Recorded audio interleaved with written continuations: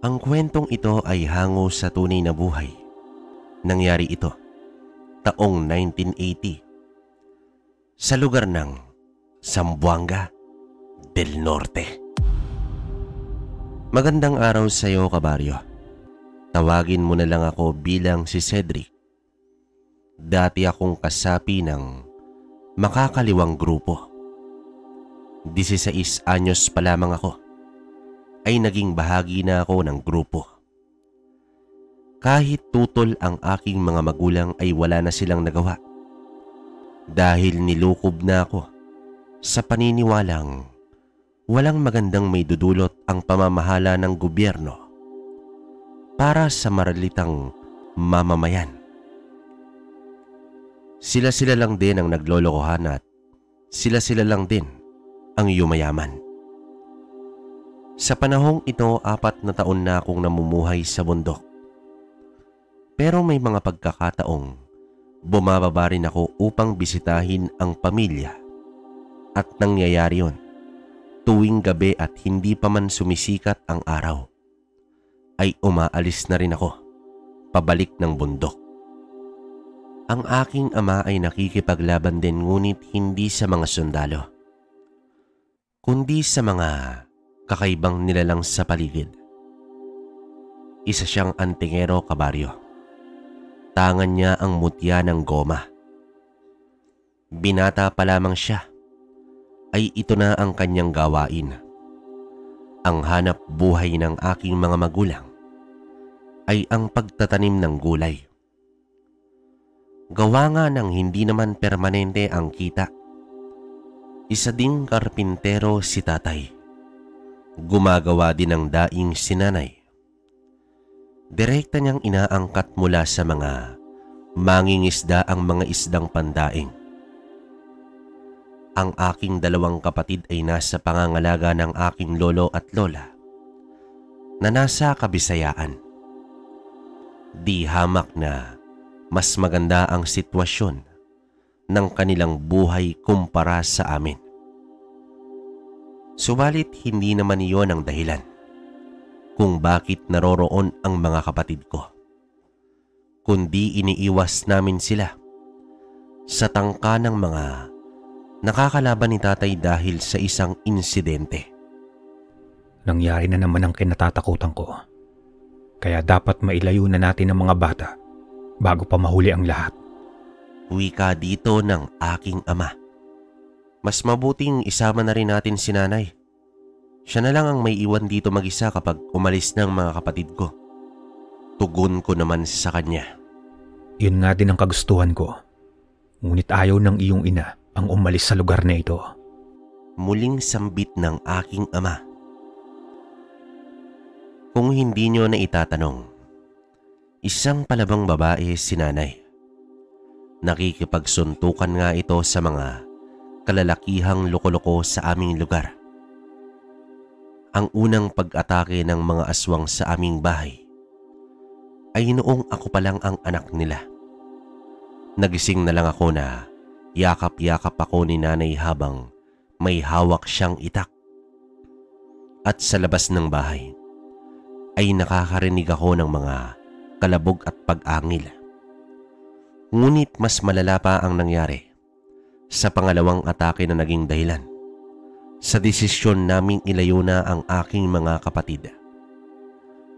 Habang nasa bundok ako, tuwing sumasapit ang gabi, ay hindi ko maiwasang isipin si nanay.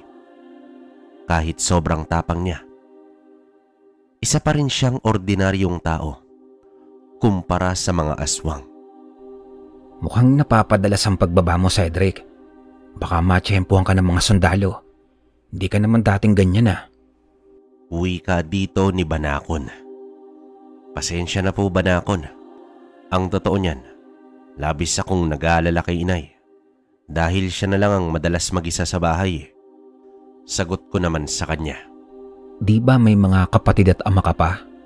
Tanong nito. Oo, pero nasa Kabisayaan na kasi ang mga kapatid ko. At si tatay naman minsan ginagabi na sa pag-uwi. Tugon ko naman sa kanya. Ano naman kung mag-isa ang iyong ina? Bakit may nakakahalata na ba sa'yo, Cedric? Ayusin mo yan. Baka iyan pa ang maging dahilan upang malaman nila ang kuta natin. Hindi po, Banakon. Alam kong hindi niyo ito paniniwalaan. Pero aswang ang dahilan sa aking pag-aalala.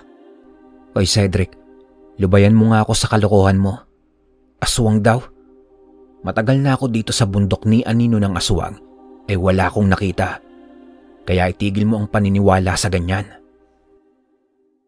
Hindi na lang ako nakipagtalo pa kay Commander Banakon. Wala rin namang patutunguhan kung makikipagdebate ka sa isang tao na walang paniniwala sa mga kakaibang uri ng nilalang. Ang buhay ng isang rebelde ay napakahirap. Tiniis ko iyon at kumapit sa paniniwala. Sa araw na iyon ay ako ang nakatokang umigib ng tubig. May isang bukal kaming pinagkukunan ng tubig. Maliit lamang ito na dumadaloy sa may sapa. Medyo may kalayuan din ito sa aming kuta. Dalawa kami papunta sa bukal. Habang papalapit kami, ay nakarinig kami ng mga boses kaya nagkubli muna kami. Mahirap na. Baka may makakita sa amin na mga tao. Ang lokasyon ng bukal ay nasa ibaba. Napapagitnaan ito ng dalawang maliliit na burol. Walang ibang daanan kundi sa kabilang burol at sa kinaroroonan namin. Nakaramdam na kami ng pagkabagot dahil ilang minuto na ang nakalipas ay naroroon pa rin ang mga tao. Imposible namang maligo sila sa bukal mismo dahil napakakipot doon. Kaya naman nagpasya kong tingnan. Gumapang ako sa damuhan. Rinig na rinig ko na nang malapitan ang mga boses. Magkahalong mga babae at mga lalaki ang boses na iyon. Sa mismong pagsilip ko ay bigla ring nawala ang mga boses at ni isang tao ay wala akong nakita. Nakapagtataka dahil hindi ko naman sila nakitang umalis at kung aalis man sana ay naroroon pa rin sila. Sinipat ko ng maigi pero wala talaga, kabaryo. Hanggang sa tumayo na ako at napakatahimik na sa lugar. Mukhang hindi mga tao ang naririnig ko. Napapalunok na lamang ako dahil baka mga engkanto ang mga yon. Turo sa akin ni tatay na magbigay galang kung may pangyayaring ganito. Habang bumababa ako sa bukal, ay panay ang paghingi ko ng paggalang.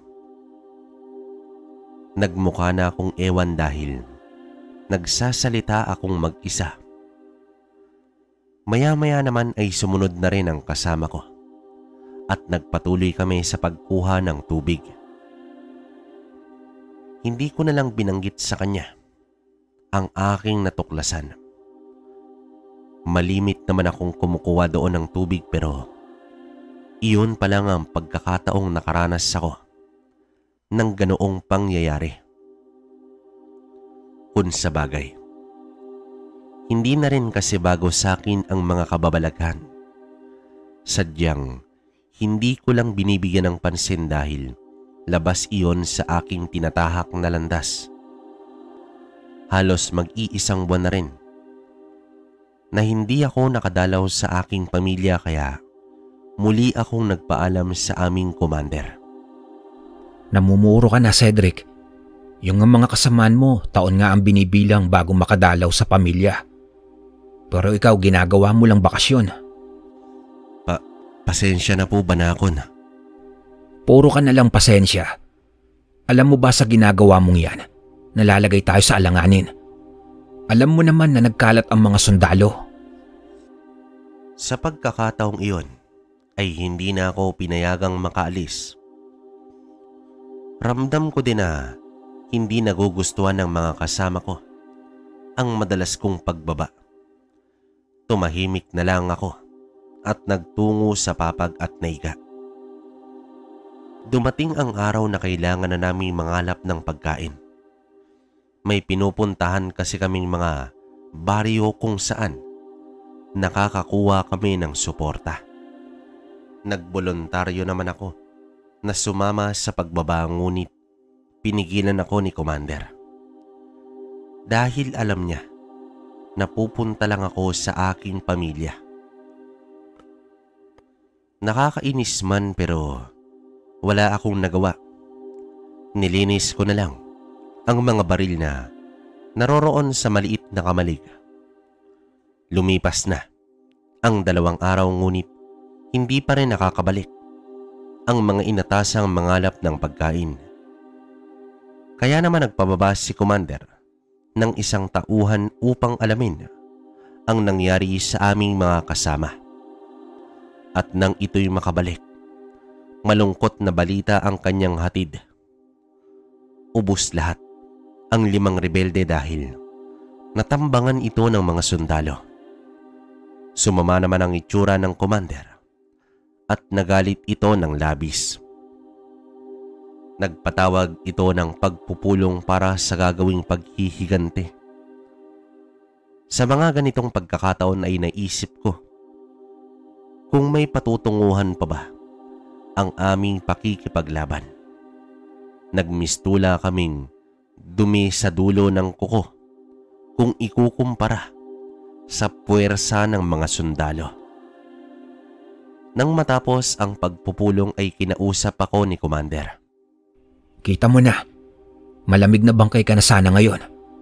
At para kayong mga sardinas na pinagsama-sama sa iisang hukay. Sige, bumaba ka at nang makita mo yung hinahanap mo.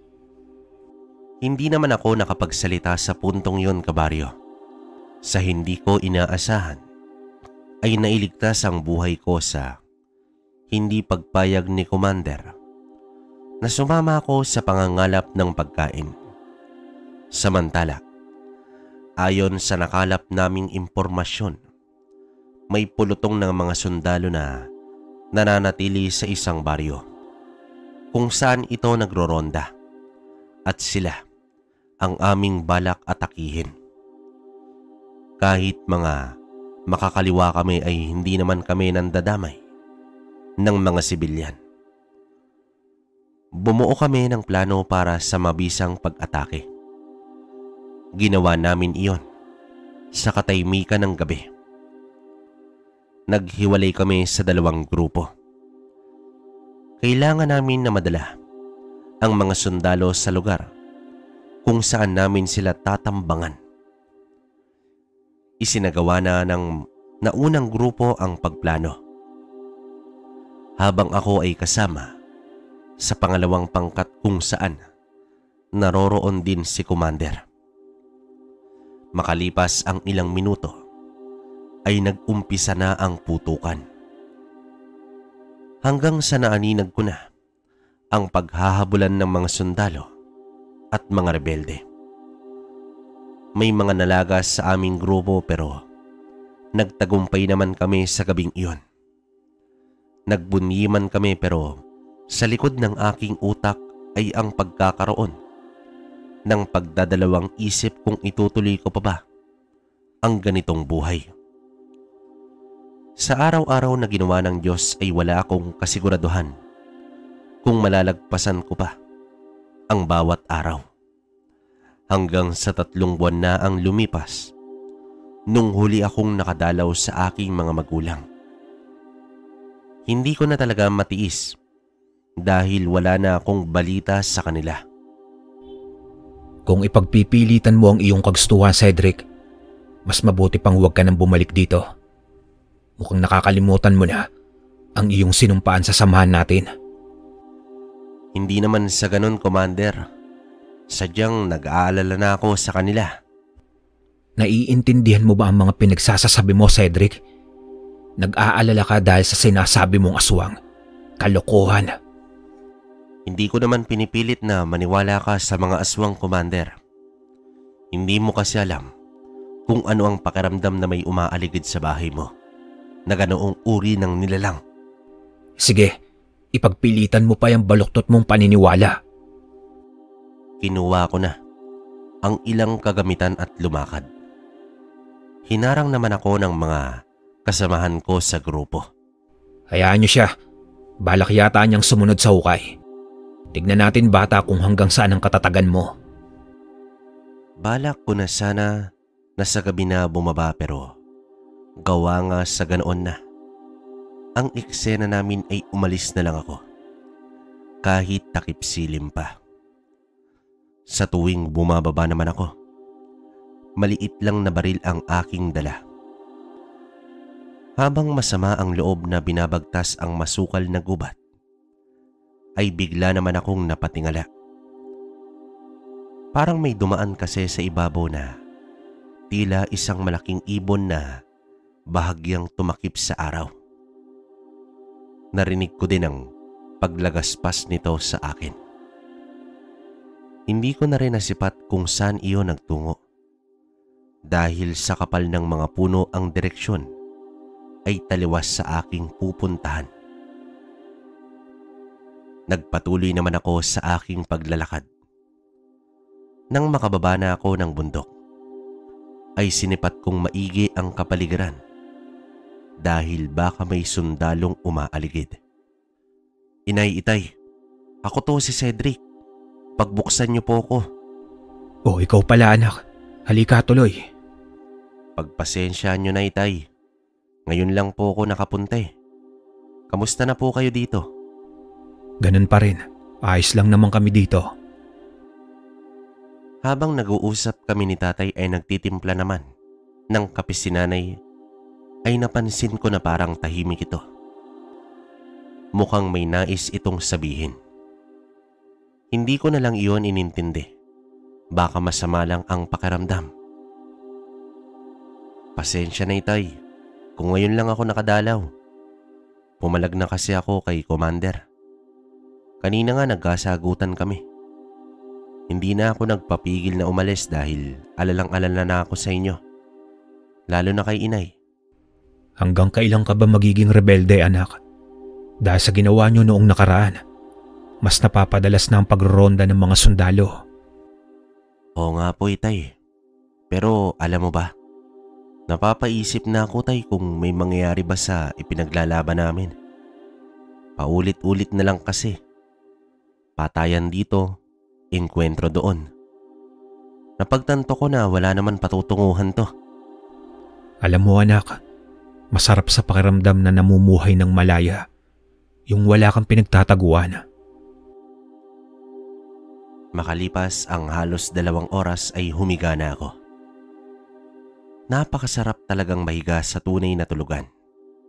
Sa bundok kasi, papag nakawayan lang. At minsan naglalatag na lang kami sa lupa. Walang unan at nagtitiis sa manipis na kumot.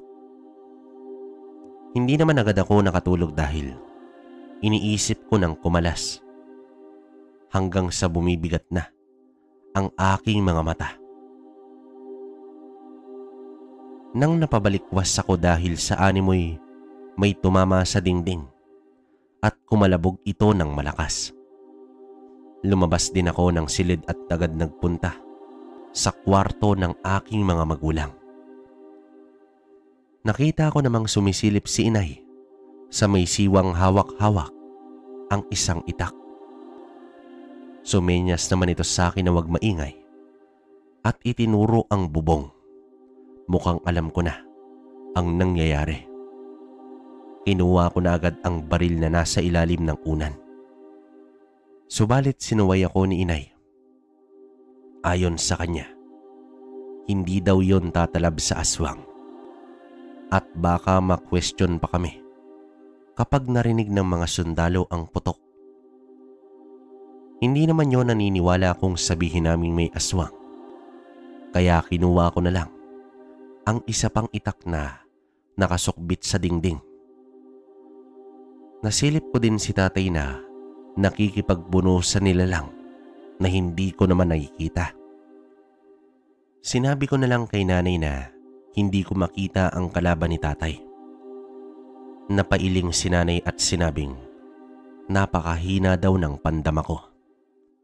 May imahe naman akong nakikita ngunit parang anino lang at naglalaho agad. Hanggang sa kumalabog ang dingding at merong umatungal. Mabilis namang sinaksak ni nanay ang dingding at sa paghila niya ng itak ay duguan na ito. Umatungal naman ang nilalang paywatig na natamaan ito ng itak. Nais kong tumulong ngunit wala talaga akong makitang kalaban. Naramdaman ko na lang na may nagsipulasan sa paligid. Maya-maya pa ay pumasok na si tatay. Agad kong tiningnan ang katawan ng aking ama. Mabuti na lang at wala naman itong tama. Itay, sabihin niyo nga sa akin, madalas na bang pag-atake ng mga aswang dito? Tumitig si tatay sa akin at tumango ito ng mahina. Napasampak na lang ako ng kamay sa mesa. Ganito na pala ang nangyayari sa aking pamilya. Tapos ako ay may ibang inaatupag. Babalik na ako sa bundok. Sasabihin ko na kay Commander na titiwalag na ako, tay. Huwag anak, mas ligtas ka doon. Hindi, tay. Hindi rin ako ligtas doon. Mas mabuti doon anak, dahil natatapatan mo ang mga kalaban. Ibang aswang, alam mo yan. Mas gugustuhin kong mamatay na ipinagtatanggol ang pamilya kaysa mamatay sa ipinaglalaban na napakalabo namang magbago. Pagsapit ng alas 5 ng umaga ay tinaha ko na ang daan pabalik ng bundok. Habang ako'y naglalakad, laking gulat ko na lang dahil may 4 na sundalo ang nagkakape sa tindahan sa may gilid ng kalsada. Hindi ko ito napansin dahil paliko ang daan. Pinilit kong umakto ng natural. Bumati pa ako sa kanila. Ngunit nagtanong ang isa kung saan ako pupunta. Sinabi ko naman na pupunta ako sa palengke upang bumili ng baboy pang sigang. Oh, Cedric. Nako, kakain na naman ng baboy ang tatay mo. Ito talagang si Paring Densyo. Walang kadala-dala.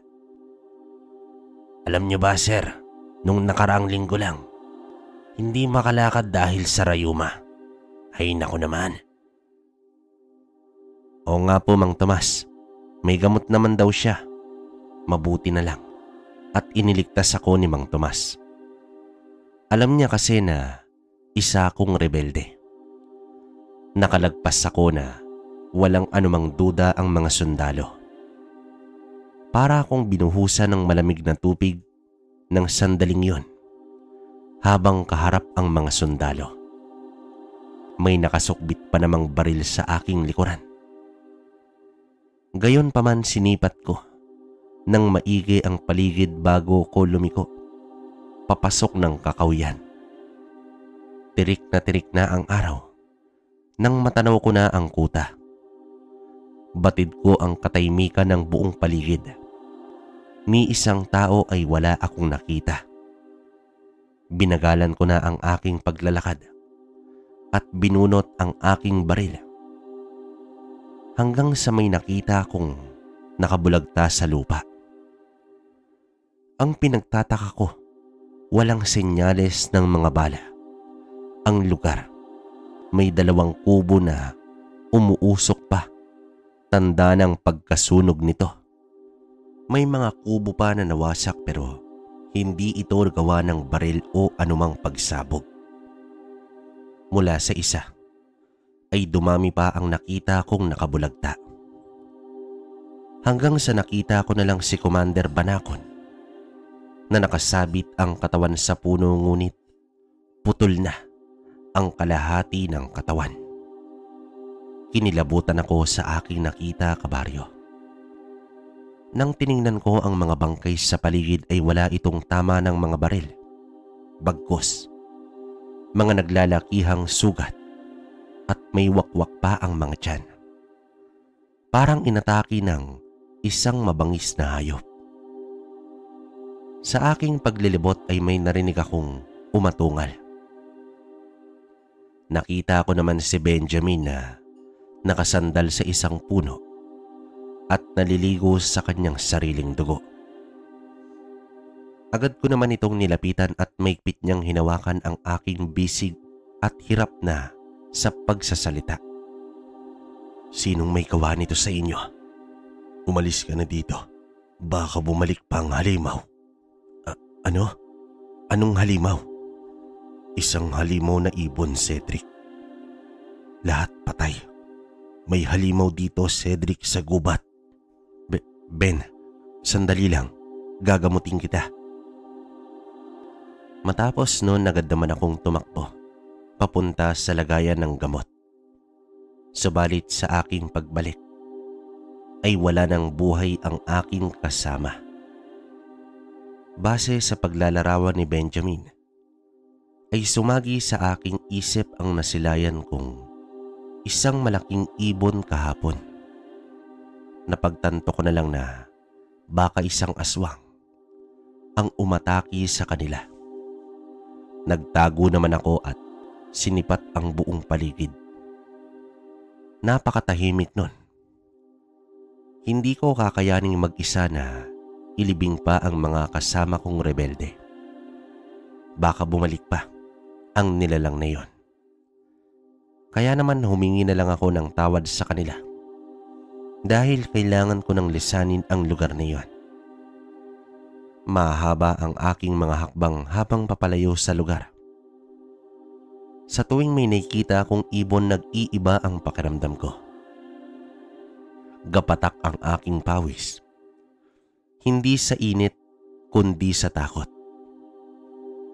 Parang doon lang pumasok sa aking utak ang katotohanang nangyari sa aking mga kasama. Para akong lutang at nanlalamig. Doon lang din ako nakaramdam ng matinding takot. Nang makalabas na ako ng kalsada, ay pinilit ko nang magpakahinahon. Wala na akong pakialam sa mga sundalong nadadaanan ko. Wala akong ibang nais kundi ang makauwi sa aming bahay. Cedric, anak, anong nangyari sa'yo? Bakit ang putla mo? Itay, may aswang ba na parang ibon? Oo anak, bakit? Ubus silang lahat, tay. Gagamutin ko na sana yung isa natira, pero namatay din. Teka, hindi kita maintindihan. Ano ba ang nangyari? Inilahad ko naman kay tatay ang lahat habang nauutal ako sa pagsasalita. Ayon sa aking ama, isang mandaragit ang dumali sa aking mga kasama. Ang mandaragit ay isang aswang na walang pinipiling oras kung umatake, mapaaraw man o gabi. Pinainom ako ng tubig ni inay at pinagpahinga. Pabalik-balik na sumasagi sa aking isipan ang itsura ng aking mga kasama na labis naman akong kinikilabutan. Gawa na rin ng pagod at puyat ay nakatulog na ako. Hapon na ako nang magising. Kinausap ako ni tatay.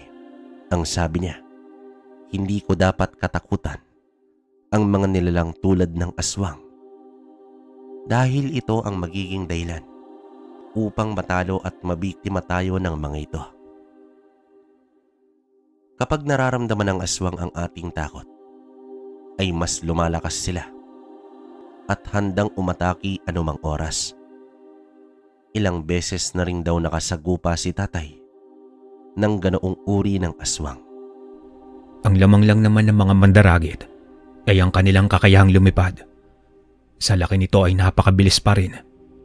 Pero may mas malala pa sa mga yan, anak. Ang gabunan at bangkilan. Posible bang isa sa mga aswang na umaatake dito ay mandaragit, tay? Abwak at asbo ang kalimitang umaatake dito sa atin. Ang mga mandaragit ay nakaabang lang naman yan sa mga naliligaw sa gubat. Bihira silang dadayo sa mataong lugar. Natatakot ako, tay. Ano ka ba, anak? Kung ang bala nga kaya mong harapin. Tandaan mo rin na isa kang anak ng isang antingero. Tignan mo ang nanay mo, walang takot yan na makipaglaban sa aswang. Para ka namang hindi isang rebelde. Ewan ko ba, kabaryo. Kahit sa mga oras na yon, ay takot na takot pa rin ako. Sa tanang buhay ko, ay hindi pa ako nakakita ng aswang. Biglang may bumatok sa akin. Hinawakan ni nanay ang aking kwelyo at sinabihan ako na huwag maging duwag.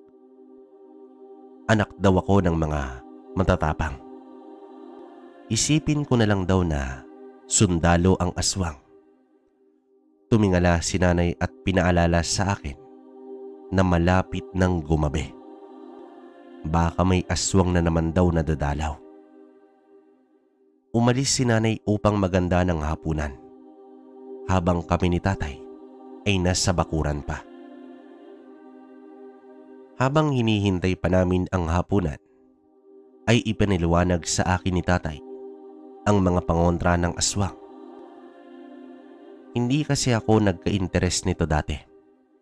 Nabanggit ko rin naman kay ama na hindi ko nakikita ang mga naging kalaban nito. Inilapat niya ang kanyang hinlalaki sa aking noo at meron itong inusal. Bago ko ituloy ang kwento, mga kabaryo, nais ko lang sabihin sa mga hindi pa nakapag-subscribe sa ating channel, pindutin lamang ang subscribe button kung nasayahan ka sa kwento natin ngayon. Yun lang naman, mga kabaryo. Balik na tayo sa kwento. Salamat. Pambihira kang bata ka. Napakahina ng pandama mo. Dapat mong matutunan ang pagpapataas sa antas ng iyong pakiramdam. Ito ang buhay natin, Cedric. Kakambal na natin ng mga aswang at iba pang masasamang elemento. Kaya humanda ka sa darating na engkwentro. Sa tingin mo, tay, may panlaban ng baril ko sa aswang? Posible yan, anak. Kung lalapatan ko ng usal, tatalab yan. Pero nag-iisip ka ba? Kung marinig ng mga sundalo ang putok ng baril, sa tingin mo ba hindi tayo malalagay sa alanganin? Kaya mas mabuting itago o itapon mo na lang yan. Kinabukasan ay isinama ko ni tatay sa palengke upang bumili ng bagong itak para sa akin. Ito daw ang gagamitin ko, panlaban sa mga masasamang uri ng nilalang. Habang pumipili ako na naayon sa aking kamay, ay napansin ko na may tinitingnan na mga tao ang aking ama.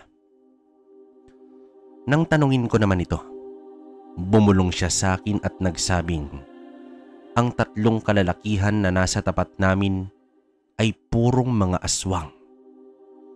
Amoy na amoy daw ni tatay ang baho ng mga ito na ikinukubli sa mga tao. At ang uri ng mga ito ay kilala sa tawag na balbal.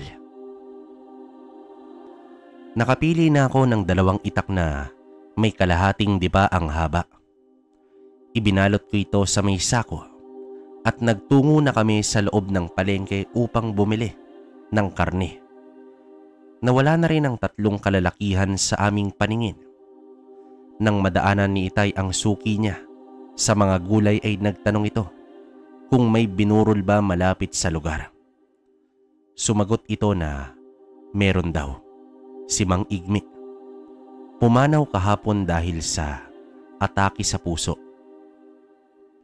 Habang naglalakad kami pauwi, ay doon na sinabi ni tatay ang kanyang balak gawin.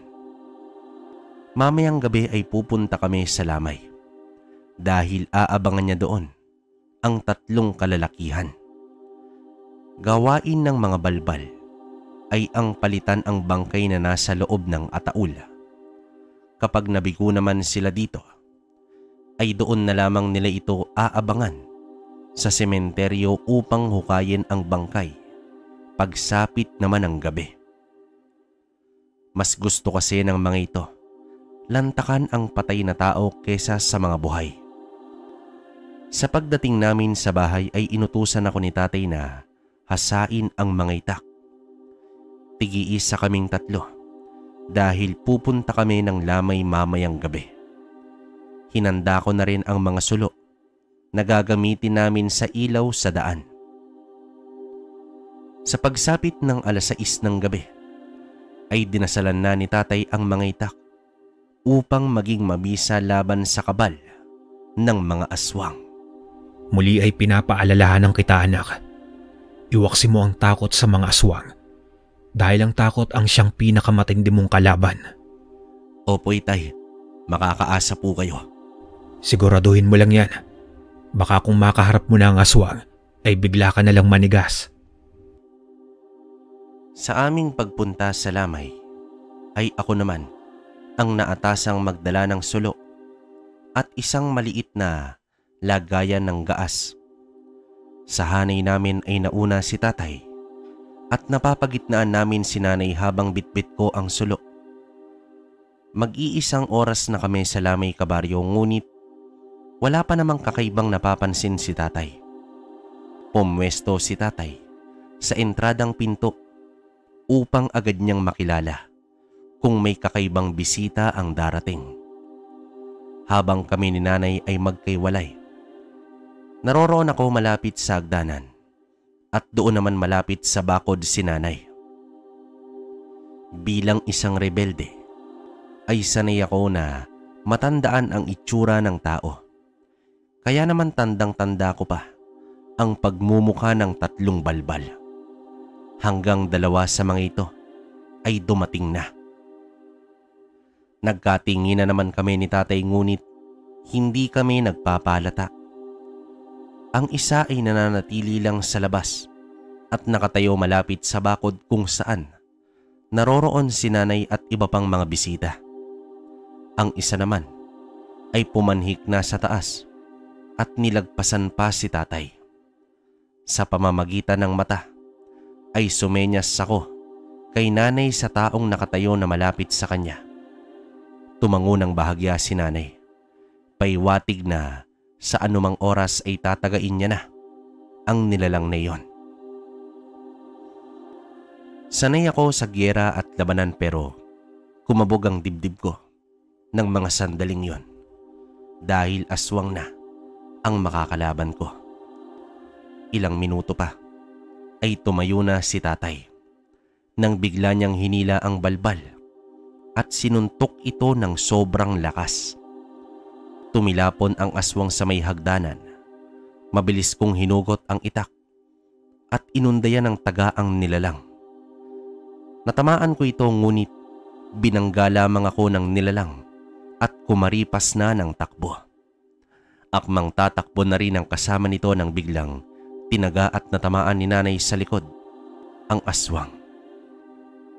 Lumundag ang mga ito sa bakod at tuluyan ang nakatakas. Sa paglingon ko naman kay tatay ay nilagpasan ako nito at mabilis na tumakbo upang habulin ang 2 aswang. Sumunod na rin si nanay at ganoon na rin ako. Pilit ko namang sindihan ng sulo habang tumatakbo kami, hanggang sa naaninag ko na nakikipagbuno na ang aking ama sa isang aswang. Sumenyas naman si tatay na sundan ko ang aking ina dahil patuloy pa rin itong humahabol sa isa pa. Tumigil ang aswang at humarap kay nanay. Sa unang pagkakataon, nakita ko ang aking ina sa ganitong sitwasyon. Sa pagsugod ng aswang ay sumugod din si nanay. Umalalay naman ako sa kanyang likuran. Kahit mabilis ang aswang ay natamaan pa rin ito ng aking ina. Nang makita ko si nanay na nakikipaglaban sa aswang, nawala ang aking takot. Nangamba ko na baka masaktan ang aking ina. Buong tapang akong humarap sa aswang at inundayan ko ito ng taga. Nagkakasugat-sugat na ang aswang hanggang sa nagpalit na ito ng anyo.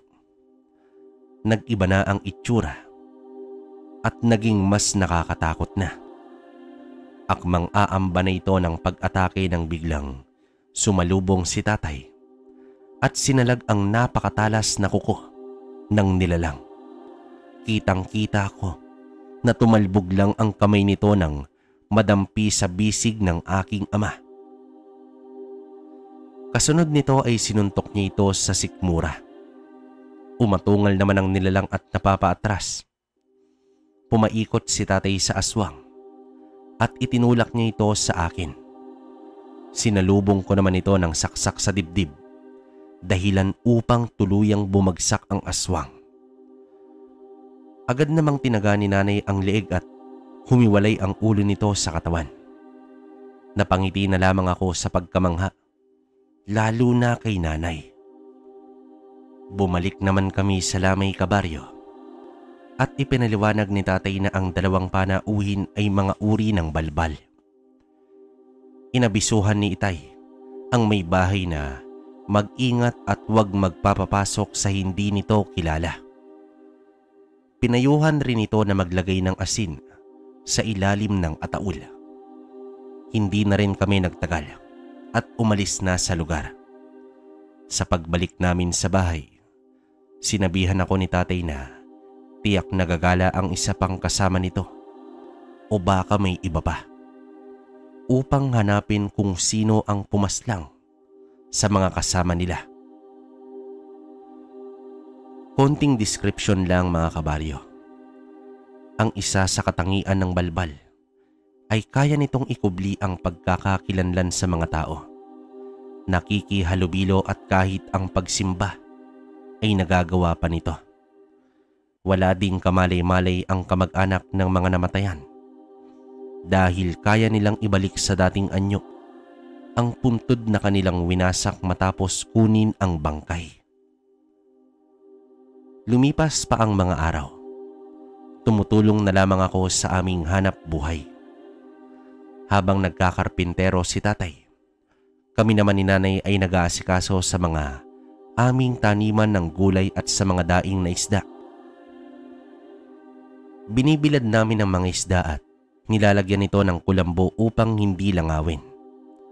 Kapag tuloy-tuloy ang init ay 5 araw lang, pwede na naming ibenta sa aming mga suki sa palengke. Mas nagustuhan ko ang ganitong pamumuhay kumpara noong nasa bundok pa lang ako. Tama nga ang sinabi ni tatay. Masarap mabuhay kapag malaya. Isang araw, nabanggit ni ama ang tungkol sa pagpunta namin ng Siokon dahil nalalapit na ang kapiestahan sa lugar ng aking lolo. Sumama ka, Cedric. Simula noong namundo ka, hindi ka na nakapunta doon. Magpakita ka naman sa mga matatanda. Oo naman, tay. Ilang taon ko na rin hindi nakikita sina lolo at lola eh. Itay, may aswang din po ba doon? Sa Siokon ba? Nako, doon talaga masusubukan ang tapang mo, anak. Bibisita lang tayo doon, tay. Wala naman akong balak magtagal doon eh. Isang madaling araw ay ginising ako ni nanay. Sasama daw ako sa pag-abang sa mga mangingisda upang mas marami ang mabili namin dahil 2 na kami. Bumangon rin si tatay matapos naming magkape ay umusad na kami patungo sa may dalampasigan. 15 minutos lang naman kung lalakarin ito. Napakadilim pa sa paligid dahil 4:00 pa lang sa mga oras na iyon. Bit-bit ni nanay ang 2 timba. Habang nakasunod ako sa kanya, nabit-bit naman ang sulo. Naisip ko sa mga sandaling iyon na mas mabuting bumili kami ng debateryang ilaw. Bukod sa mas madaling bitbitin, mas maliwanag pa ito. Ang sabi naman ni nanay ay sipagan ko daw sa pagdadaing upang makabili ako.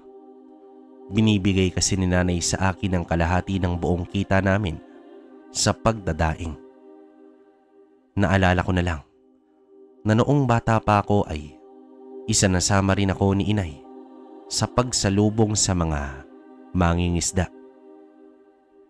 Dumating na ang araw ng aming pag-alis papuntang Siokon. Magkahalong saya at pananabik ang aking naramdaman. Matagal na rin nung huli akong nakapunta sa lugar na ito. Balak namin na manatili doon ng 1 linggo upang masulit naman ang aming pagbisita. 2 araw pa bago ang piyesta Sa pagdating namin sa lugar ay buhay na ang kapiestahan. Mga banderitas at mga paninda sa gilid ng kalsada ang bumungad sa amin. Nasa sentro kasi ng isang barangay ang bahay ng aking lolo kaya nilakad na lang namin ito. Sa katunayan, kabaryo, taon-taon naman nagpupunta sila nanay sa lugar at taon-taon din silang nagbibigay ng dahilan kung bakit hindi ako nakakasama. Inilihim kasi nila tatay na sumapi ako sa makakaliwang grupo. Gayunpaman, laking tuwa ng mga matatanda sa akin nang masilayan nila ang kanilang apo na binata na. 20 anyos na ako sa panahong iyon. May mga ibang kamag-anak na rin kami na nandoon sa lugar. Malaki kasi ang bahay ni lolo kaya naging tradisyon na puntahan taon-taon ng mga kamag-anak. Dating kapitan din ang aking lolo kaya marami itong kakilala sa lugar. Muli din naman kami nagkita ni Marlon. Siya ang pinsan ko na taga-Dapitan. Mas matanda ito sa akin ng 3 taon. Masaya niya namang ibinalita sa akin na ikakasal na siya sa susunod na taon. Halos hindi kami naghiwalay sa unang araw ng muling pagkikita. Ayon sa kanya, bukas daw ay darating ang kanyang nobyang si Dolores. Mauhuli daw ito gawa nga ng may inasikaso pa daw sa pamilya at magkasama kaming susundo sa kanya kinabukasan. Gayunpaman sa dami ng aming napagkwentuhan, may iilang bagay na pinanatili ko na lang na lihim. Gaya ng pagiging rebelde ko at ang tungkol kay tatay na isang antingero. Nabanggit din naman niya sa akin na 3 buwan pa lang daw silang magnobya ni Dolores. At doon na rin siya titira sa probinsya nito dahil may malaking lupain ang ama ng babae. Buong araw ang kasiyahan. Tila nawala ang mga suliranin namin sa mga aswang. Mabuti din pala ang paminsan-minsan ay iiwas ka sa mga nakasanayang bagay. 11:00 ng umaga ay sinundo namin si Dolores sa may terminal. Hindi ko may kakaila, kabaryo. Maganda ang nobya ng aking pinsan. Mahinhin at magalang. May pagkamayain din. Sa pagdating namin sa bahay ni lolo, ay mainit ang pagtanggap ng lahat kay Dolores. Nagkakabiruan pa nga. Tinanong ko si lolo kung nasaan si tatay. Sumama daw ito sa pagkuha ng mga kakataying baboy mamayang gabi. Sa pagbalik nila tatay ay dumiretso na ito sa likod bahay upang katayin ang mga baboy. Naging abala siya at ang ibang kamag-anak na tumutulong sa paghahanda. 6:00 na nang matapos sila sa pagkatay. Pumalit naman ang mga magluluto. Naglatag naman si lolo ng serbesa para sa kanila na agad namang ikinatuwa ng lahat. Sumali na rin ako sa inuman. Sa mga oras na yon ay wala ang aking pinsan at si Dolores dahil namasyal ang mga ito. Bandang 8:00 ay naghapunan na kami pero wala pa rin ang dalawa. Nagkabiruan pa ang lahat na baka nagpunta sa ibang lugar ang dalawa upang masolo ang bawat isa. Halos 10:00 na ng gabi nang nakauwi ang dalawa. Ipinakilala agad ni Marlon ang nobya sa mga hindi nakakita nito kaninang umaga. Subalit nag-iba ang itsura ni tatay. Tumingin ito sa akin na parabang may ibig sabihin. Pasimple naman akong bumaba ng bahay at nagtungo sa bakuran sa may gilid ng bahay. Cedric, nobya ba yun ni Marlon? Oo, tay. At magpapakasal na nga sila sa susunod na taon. Bakit parang nag-ibang itsura mo nung nakita mo si Dolores, Tay? Isang aswang ang babaeng yon. Ganon na lamang ang aking pagkagulat sa sinabi ng aking ama.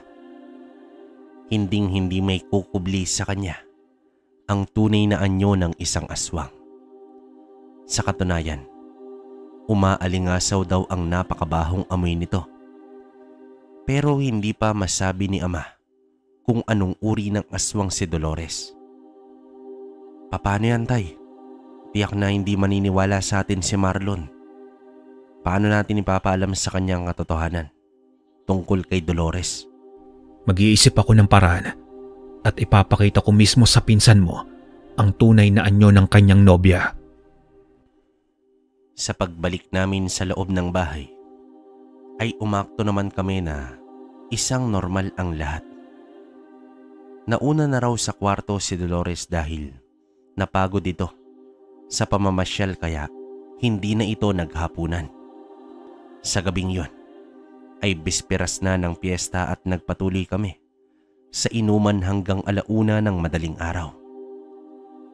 Marami na rin kasi ang bagsak na. Pati ako ay binalot na ng espiritu ng alak. Samantalang si tatay ay hindi naman ito masyadong umiinom. Malamang nag-iisip pa iyon ng paraan. Hanggang sa sumapit ang araw ng Biyernes. Piyesta na. Inalerto na kami ni tatay sa kanyang gagawin. Napagkasunduan naming tatlo. Napalipasin muna ang araw na iyon.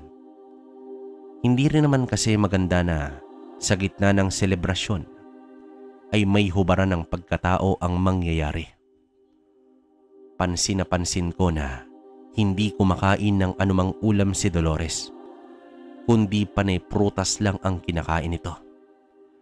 Nagdahilan ito sa amin na hindi maganda ang kondisyon ng kanyang sikmura.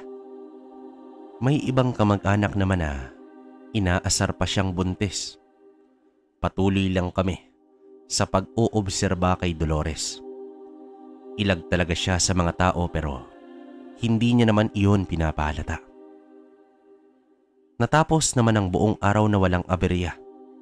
Nagpatuloy sila sa inuman. Kinabukasan, inaabangan kong lalabas na ng kwarto si Marlon. Hanggang sa nakita ko siyang dumungaw sa may terasa. Habang nasa bakura naman kami ni tatay. Tinawag ko naman ang aking pinsan at agad naman itong bumaba. Tulog pa daw si Dolores, sabi niya. Nag-umpisa na si ama. Nabuksan ang usapan tungkol sa mga kababalaghan. Sa reaksyon naman ni Marlon ay mukhang hindi ito naniniwala sa mga kakaibang bagay.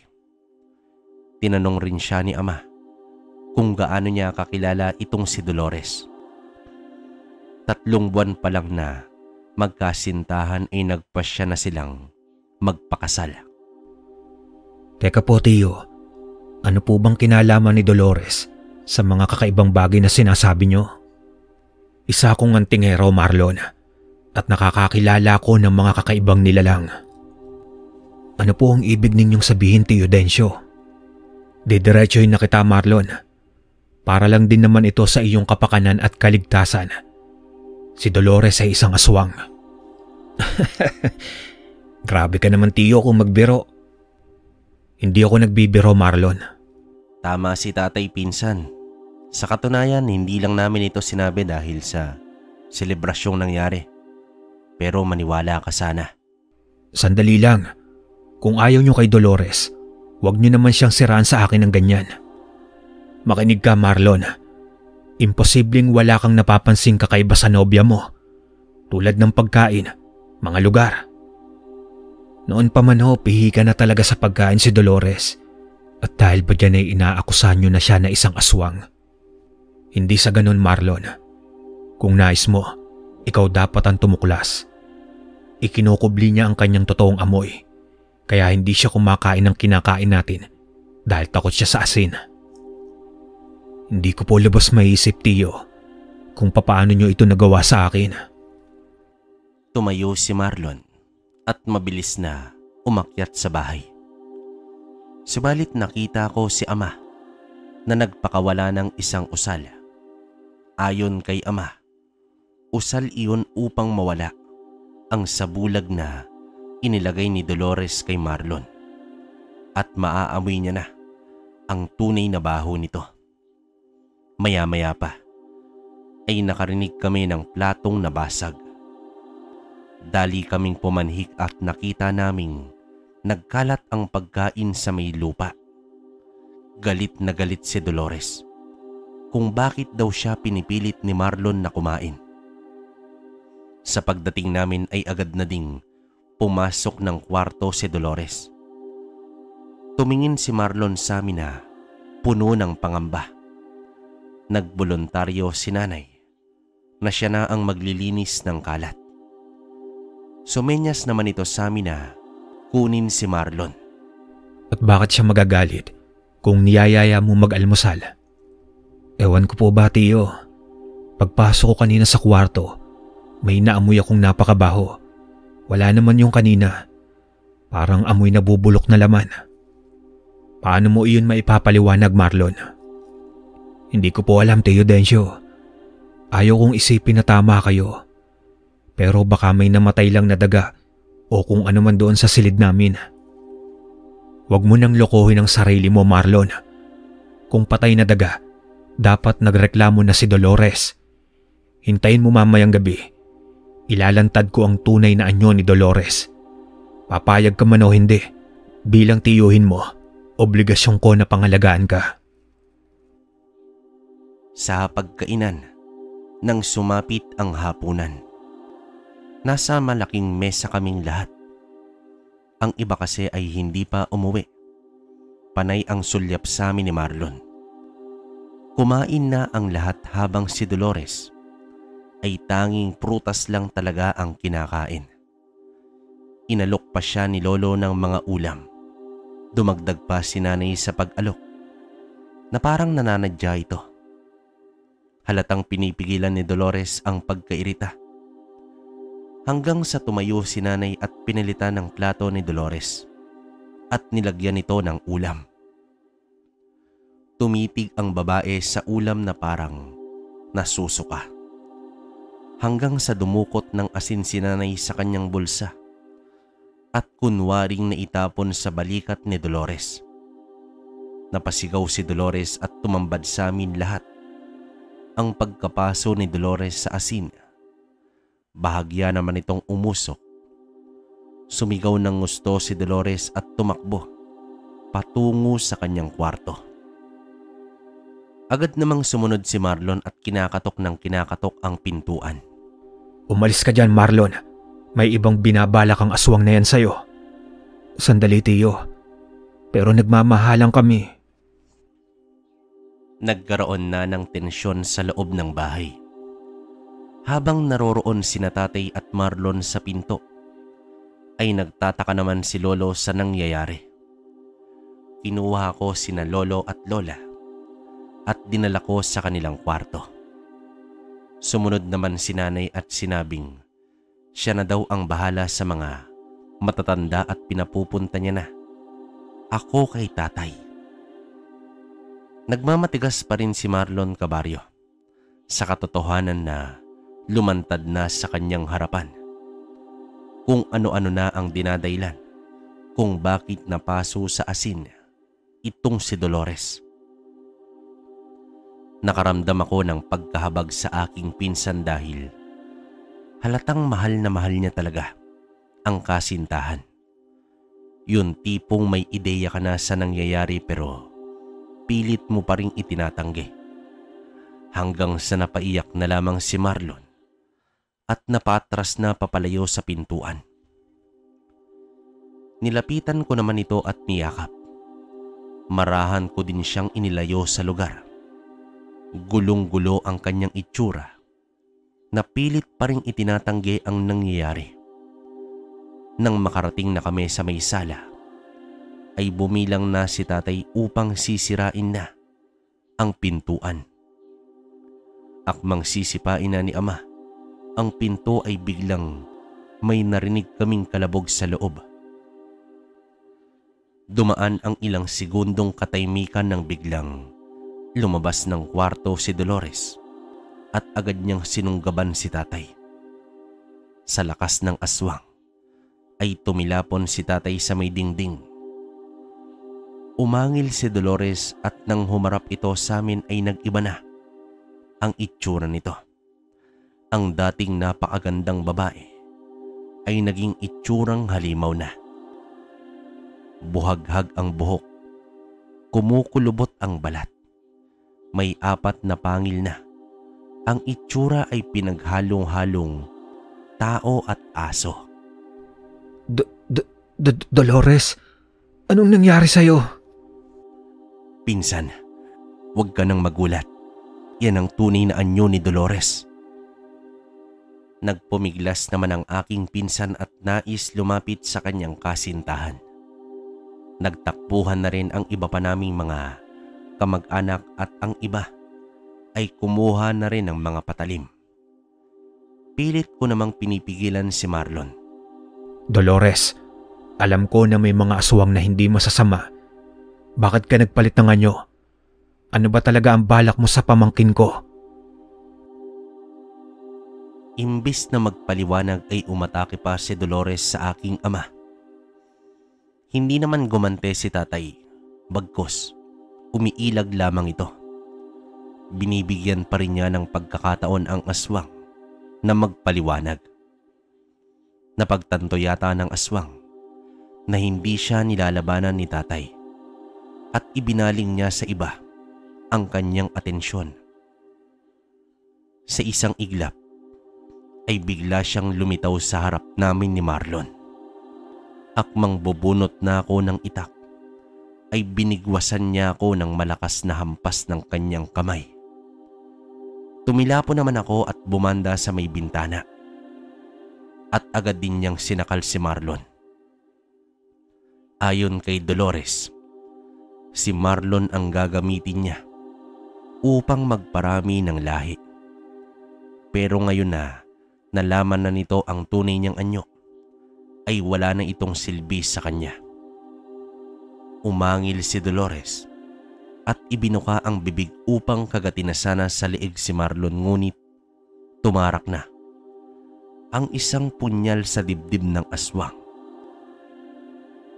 Matapos nito ay agad namang hinila ni tatay ang aswang at inundayan ng walang patid na suntok. Halos nagkalasog-lasog na ang mga buto ng aswang bago ito tuluyang bumagsak sa sahig. Patawarin mo ako, Dolores.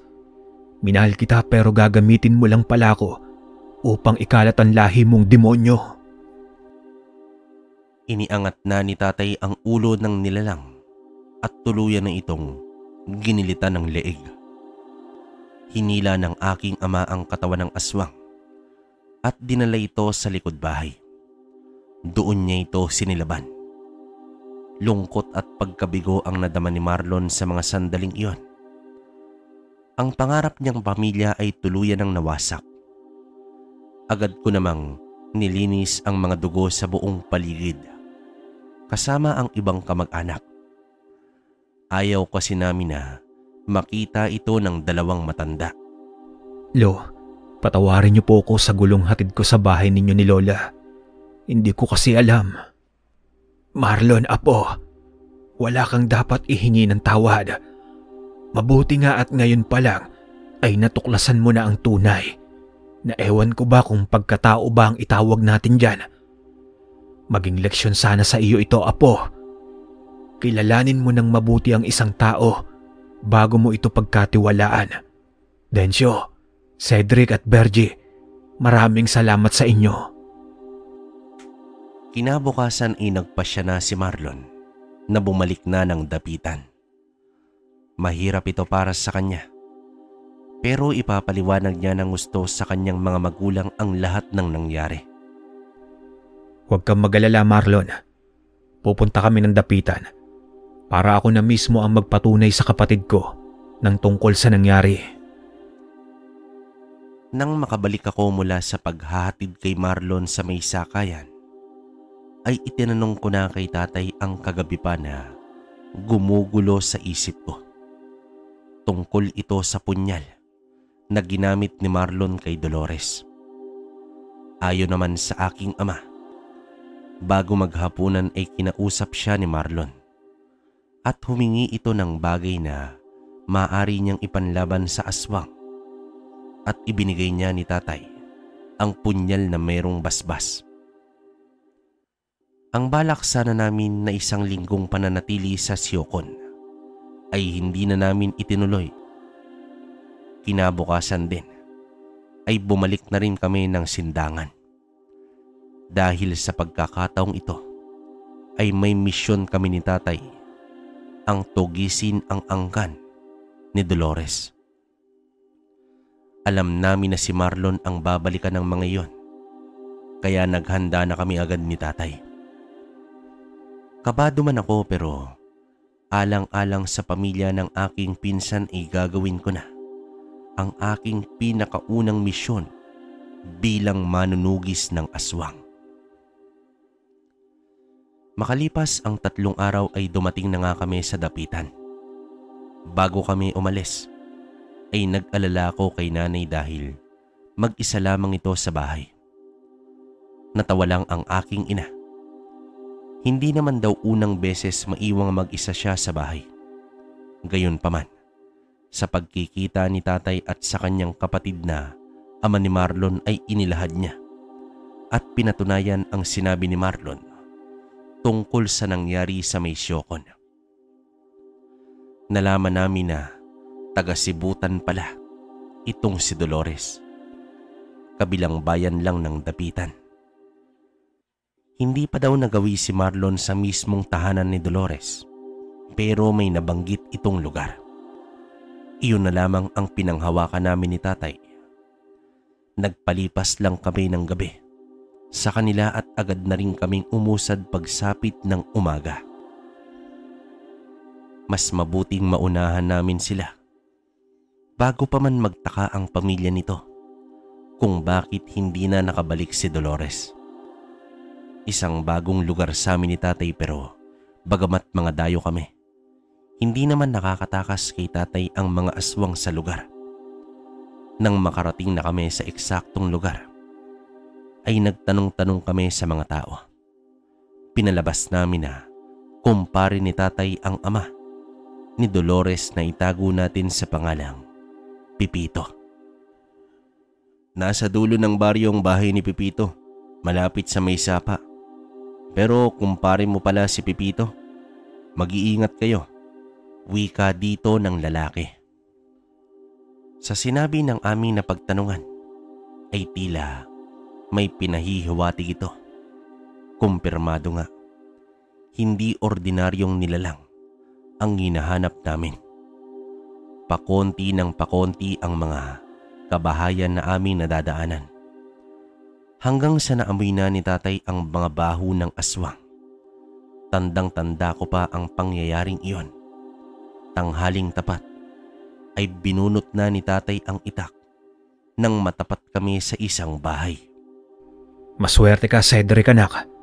Ang mga aswang na ito ay mahina sa araw, kaya galingan mo. Isang inkwentro ang nangyari sa pagitan namin at sa mga magulang ni Dolores. Ayon kay ama, isang pangkaraniwang aswang ang lahi nito.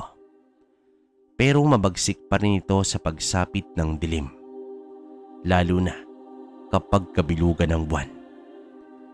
Ang tagumpay sa aking unang misyon ay nagbigay lakas loob sa akin na ipagpatuloy ang ganitong gawain sa kabilaman na pagiging ordinaryong tao ko.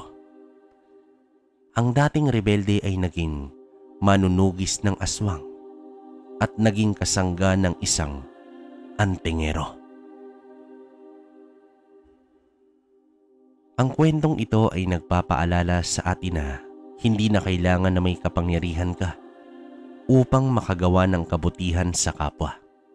Ang mahalaga ay buo ang iyong loob at maniniwala ka sa iyong sarili na may kakayahan kang lumaban sa kabila sa lakas na taglay ng iyong kalaban.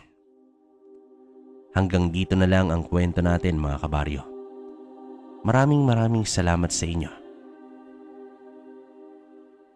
Okay, bago tayo tumuli sa opinion natin sa kwento, nais ko munang sabihin na yun, Happy New Year sa inyong lahat. Yan, mula sa amin ni Tito Proy, no? Salamat sa suportang ibinibigay nyo sa pakikinig sa ating channel na Kwentong Baryo. Yan, salamat po. Yun, 2025 na, sana samahan nyo kami ulit at dito na sana natin mabuo yung 100k, no? Bali, yun nga, yung opinion ko sa kwento natin, hindi naman, kumbaga hindi to parang bakbakan talaga yung mga past na kwento natin, no? Parang typical na kwento lang kasi tingnan nyo naman, normal na tao lang tong si Cedric pero nakatulong siya sa kanyang ama. Siguro may mga ibang itinuro na tong yung tatay niya nga si Dencio. Hindi na natin alam kasi hindi na rin nasabi rito. Pero feeling ko meron naman. Kagaya ng mga usal, no? Saka hindi malabo pwedeng binigyan to ng medalyon. Saka siguro mutya. Kasi kailan pa to? Wala namang magagawa si Cedric. Lalo na alam niya na kumbaga yung background ng tatay niya. In the long run, parang siya rin naman yung magmamana nung aral nung kanan, no? Mula sa tatay niya. Saka alam din nung nanay niya. Yun yung maganda rito, no? Parang trio, di ba? Trio silang tatlo. Grabe, napakalakas. Saka yun nga, hindi naman talagang gabunan yung laban, pero grabe. Pati dun sa unang part na rebelde pa tong si Cedric, diba? Hindi niya nalang binigay yung mga eksaktong detalye kasi hanggang ngayon naman daw meron pa ron sa lugar nila. May mga pumalit pero hindi niya na masyadong kilala kasi nga totally nagbagong buhay na siya. So yun. Bali yun yung komento natin sa araw na ito. Kayo kung may komento kayo mga kabaryo, comment nyo lang sa baba. Babasahin namin yan. Tapos yung shoutout pala natin, nag-upload na natin ilalapag kasi iipunin muna natin. Tapos yun nga, baka mahaba na yung mga stories natin. Gawa ng medyo nahirapan kami mag-ayos ng kwento. Pero kasi yung iba mini-message ng raw. Kumbaga yung raw chat. Kaya nahihirapan kami mag-adjust. Pero tinitingnan pa rin natin. So yun. Yun lang yung antayin nyo mga kabaryo. Tapos yun, tuloy pa rin yung natin, yung raffle natin. By the end of January yan. Message nyo ko, Kwentong Baryo Official yan. Dalawa kami ni Tito Proy. Screenshot nyo na nakapag-subscribe na kayo rito sa Kwento ni Kabaryo saka sa Kwentong Kalakbay yan. Tutukan nyo rin yun, 3 kami ron. Ako, yung pinsan ko, si Jen, saka si Tito Proy yan. Tutukan nyo rin yan. Tapos Kwentong Baryo, alam nyo naman. Kwento ni Kabaryo yan. So, yun, maraming salamat ulit. Hanggang dito na lang mga kabaryo. Hanggang sa susunod na kwento.